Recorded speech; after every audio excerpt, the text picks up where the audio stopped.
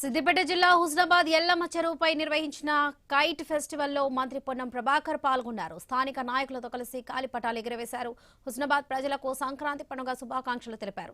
వచ్చే ఏడాదిలోపు హుస్నాబాద్ ఎల్లమ్మ చెరువును టూరిజం స్పాట్ గా మారుస్తామని మంత్రి పొన్నం తెలిపారు. వచ్చే సంక్రాంతి నాటికి ఇక్కడ కైట్ అండ్ స్వీట్ ఫెస్టివల్ ఏర్పాటు చేసుకుందామని తెలిపారు.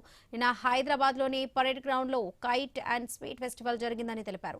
40 దేశాలు పాల్గొన్నాయని, వందల మంది కౌట్ ప్లేయర్స్ వచ్చారని కూడా తెలిపారు. 1200 సీట్లు, పిండి వంటల స్టాల్ ఏర్పాటు చేసినట్లుగా కూడా మంత్రి పొన్నం ప్రభాకర్ తెలిపారు. దాదాపు వందల మంది అక్కడ ఒక స్వీట్ ఫెస్టివల్ జరుగుతుంది. కైట్ అండ్ స్వీట్ ఫెస్టివల్ 1200 రకాల మిఠాయి. మన నెక్స్ట్ టైం స్వీట్ ఫెస్టివల్ కూడా వెళ్దాం. ఇక్కడ అన్ని రకాల స్వీట్లు ఎవరెవరు చేసుకొచ్చి ఎక్కడెక్కడ వాళ్ళు అమ్మదలుచుకుంటే అమ్ముకునేట్టుగా మనం ఒక స్టాల్ పెట్టి, ఇది మొదటిసారి చాలా పెద్దగా next time kite festival and sweet festival Husnabad లో పెద్దగా టూరిజం కింద అప్పటి వరకు మొత్తం ప్రాజెక్ట్ ఇదంతా కూడా కంప్లీట్ అవుతుంది.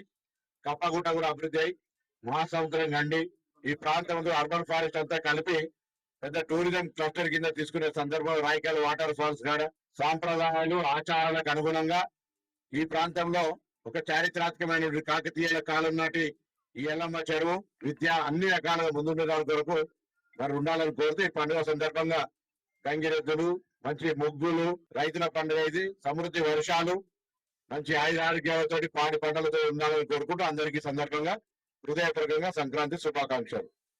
దాదాపు వందల మంది